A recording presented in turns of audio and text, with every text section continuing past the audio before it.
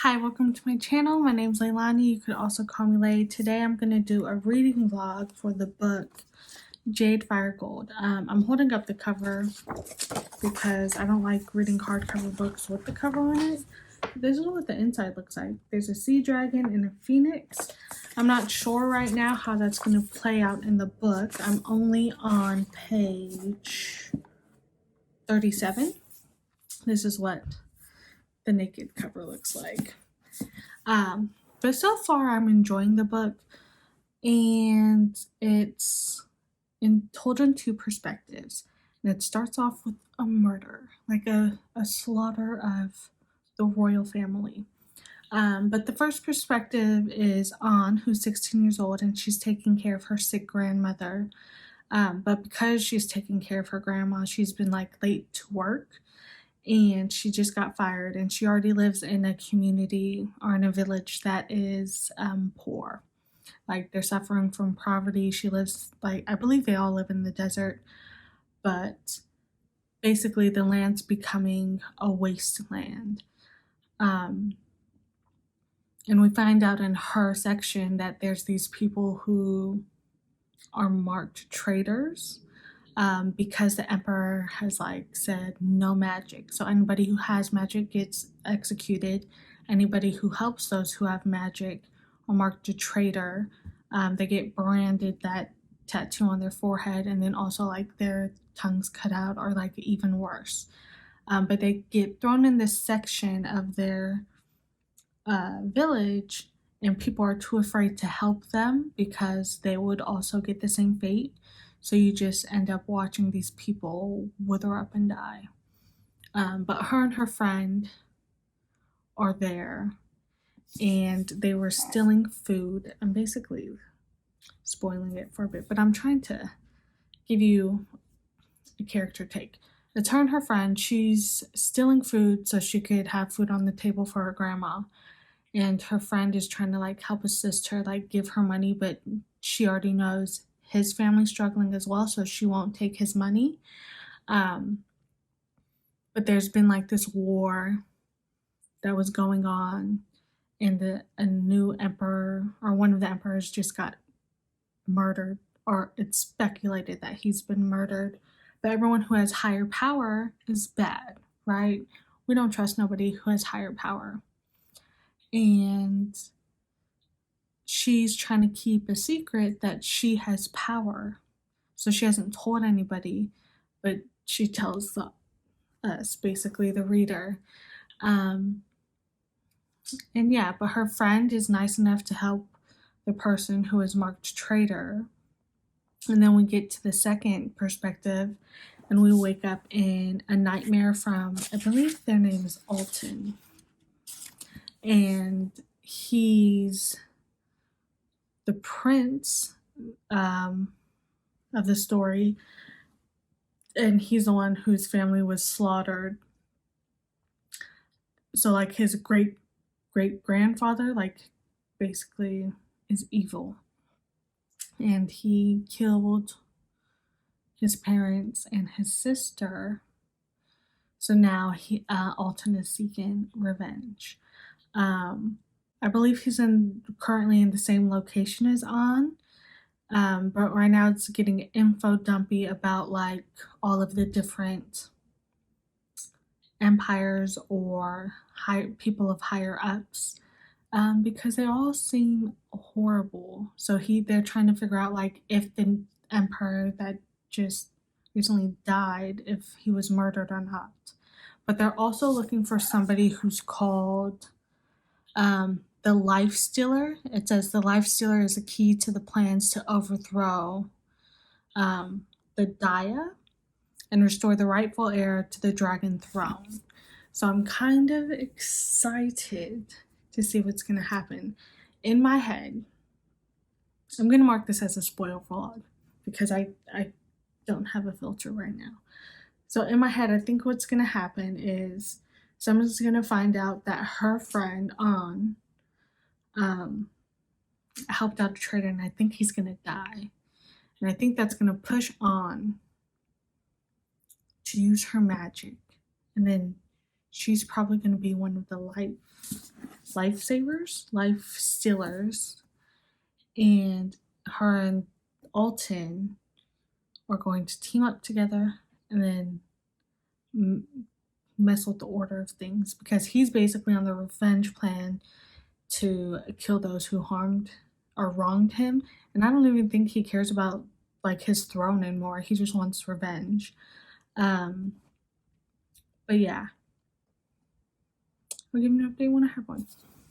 Okay, so I'm currently on page 127. It is the next day. If you hear like fire alarm beeps, it's because they're doing inspections in my apartment complex.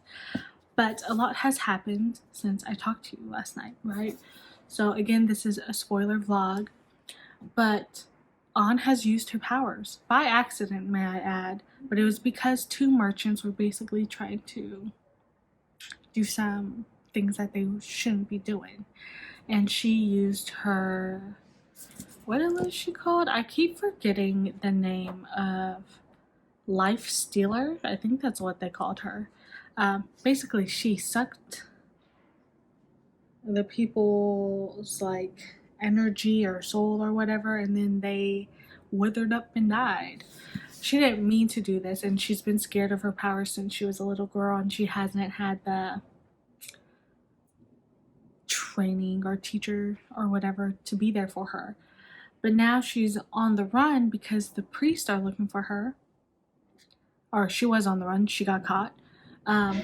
So she was scared she was going to get executed, but it turns out that she's going to go see basically a prime. I think that's what they called him. And she's asking why, and nobody's telling her.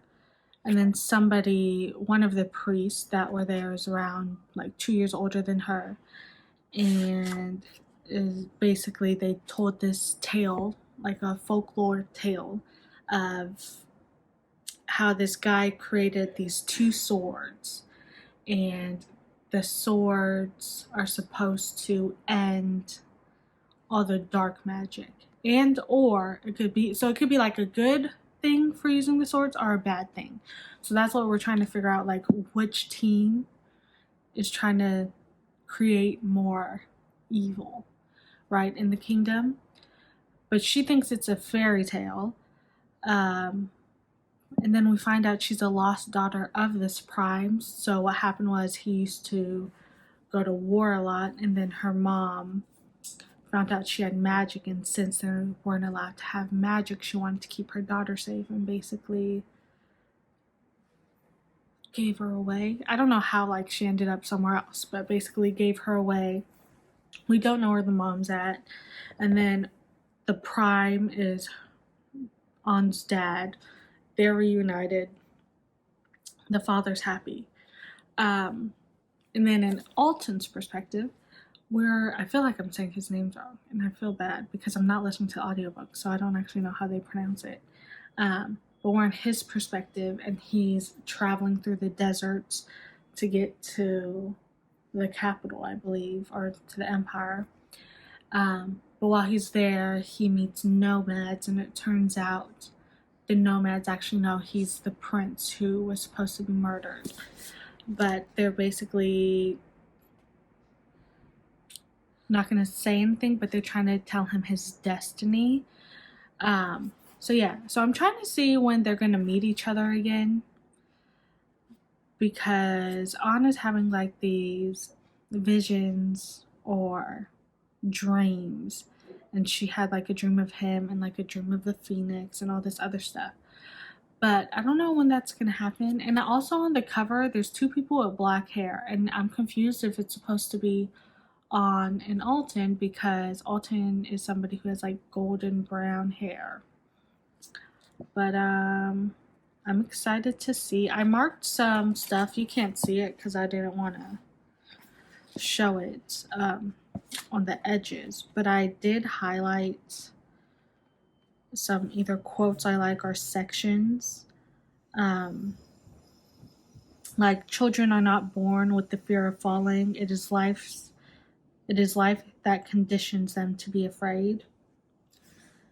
And then also, plot twist, not a plot twist, but Alton is trying to kill the life stealer, even though he's supposed to bring them to safety because they're supposed to bring peace to the kingdom. So we're trying to figure it out. But yeah, I'll keep you updated when I have something else to say. So I'm currently on chapter 15 right now. There's this whole theme of trust that's going around, right? People have said multiple times, like different characters have said, you have to be careful who to trust, or don't trust this person, don't trust that person. And one of the main people that they're saying don't trust is the young priest who helped on. He's also a young master of one of the empires, and he's mastered his ability to have the fire element as his magic, but then also like he's smart and all this other stuff. But a lot of people are saying like don't trust him, but I feel like it's a misdirect. I feel like he's probably actually a good guy because it's too much, like too focused on him. In my opinion, I think we're not supposed to trust the father because it's just weird how An has accepted fully that he's her father and that she trusts him no matter what. She even gets jealous of all this praise that I think his name is Lei. I think that's how they say it. And he's the priest, or the young priest. But she's jealous of him because of like how smart he is and how his father looks to him. But something's up with the dad because she asked for her adoptive grandma to come into the building with her, right? And then her dad was like, yeah, okay. But then it's been like a few weeks or whatever. And then she asked about it. And then he was like, oh, it slipped my mind, but he'll do it immediately. But he's been too busy to have someone go out to get the grandmother. And then later on that day, like, she's talking to the Empress, and the Empress is like having a heart-to-heart with her. And she's also a little bit sus, but I feel like she knows all of the dirty secrets that are happening. Because she says, in life, we do what we must to survive. More if we wish to thrive. I'm sure you understand that. But yeah, I just don't trust the dad. That's where I'm at. I'll give you another conversation later. Okay, so I'm halfway through the book. I am on page 261, chapter 26. And a lot has happened. So far, I was correct about the father. He's complete trash. I was correct about Lei. I wish I had the audiobook because then it'll help me know how to pronounce names. But yeah, so we find out that the father's utter trash, and An goes to confront him for past memories that have now surfaced in her mind. Turns out, again, spoilers, turns out he was a priest, or he is currently a priest, and he's trying to use her for her powers. And when she says that she's gonna leave the kingdom, he locks her up, which makes Lei go talk to, I believe they're cousins, talk to Alton and basically negotiate saving her. Now Alton and An are on the run, but they're going to a safe house to go see if her grandma is okay. And some things just happened. Some people got murdered. I do think I like their banter. I'm not sure if I feel strongly about any characters yet, even though we're halfway through the book. Okay, so it's the next day, and I started editing last night just to get all my clips in order. Turns out the last clip that I filmed got cut off, so you don't even know what I was saying. And then I've also have lied to you. I have lied to you. So let me clear that up. First, Alton's great-great-grandfather didn't kill his family, but his great-great-grandfather was a soul stealer or life stealer. I forgot what it's called. One of those stealers, right? And he's the reason why the kingdom is in shambles and like there's so much hatred and so much murder. So that's why Alton doesn't like life stealers. So this is where his revenge plan comes in. But the people who killed his parents, I believe, were his relatives. Or so we think, because not all his memories have come to surface yet. But then for the relationship between An and Alton, I don't think it's hitting. I'm saying this simply because I think they would be cute together. Yes, they're not together yet. We're almost done with the book, but they're not together yet. But Alton's friend has said, like, oh my god, you're in love with her. And he basically didn't deny it. And then they both were saying, like, in their own monologues that they love one another. But I'm like, I don't think so. I think they're like infatuated with each other. But so much is happening. There's so much that is happening. So first, let's talk about the Phoenix and the dragon, because now we know what it is. So the first time we meet the Phoenix is because Alton is trying to grant or get a wish from the Phoenix to get the life stealer, right? And the Phoenix is like, you need to be careful because if I grant this wish, you're gonna lose stuff. And he's like, there's nothing else to lose because his family's dead. Like, everything he holds dear to him is not there. So the price, the Phoenix said, would be in blood. Now for the sea dragon, we are now at the section where Alton and An and some other people are at sea, and they're trying to find the white jade sword, which I don't think I mentioned any swords, so I'll start with that. So there's a white jade sword and the obsidian sword. The white jade sword is to be used to restore hope and balance between the kingdom. And then the obsidian sword is the sword that messed up the whole kingdom in the first place. So their goal is to get the white jade sword, and it's located now under the ocean. Turns out there's a section in the ocean called the Dragon's Triangle, and at a certain time or point in the ocean in the Dragon's Triangle, you would be sent to the underworld, and you don't want to be caught up in that because you'll end up going insane or dying. But this is where the dragon comes to play, and the dragon's like giving An like a brief history, saying like, you don't want to do this, you don't want this sword, there's consequences with the sword because it can't be controlled. And the dragon shows her the past of Alton's grandfather, who used the sword that created ruins. And she's like, no, I need it to save the kingdom. Turns out she grabbed the wrong sword, or that's not where the sword's supposed to be. So now they have the obsidian sword that is holding a lot of power, and it's just a lot.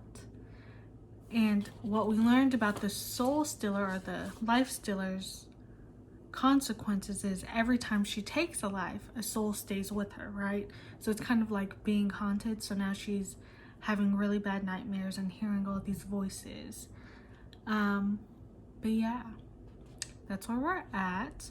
Also, they briefly mentioned magic because I haven't mentioned it. There's 5 elements. There's earth, water, wind, fire, and metal. But the only people who could use magics are basically the priest or like higher ups, and anybody else is gonna get slaughtered basically. So yeah, now we're at the last section of this book called The Army of the Undead, and I think there's gonna be like a huge fight scene. But I'm also like, this is a solo book and it's missing.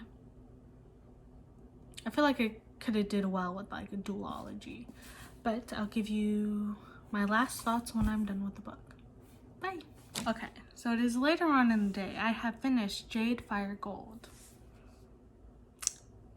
And this is a debut novel, so I'm gonna remember that. I like the concept of the story.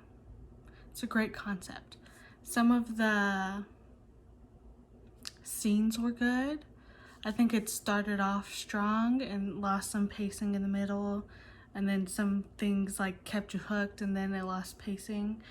I think a big downfall of the book would be the romance, because I'm be honest, by the end of the book it doesn't even matter.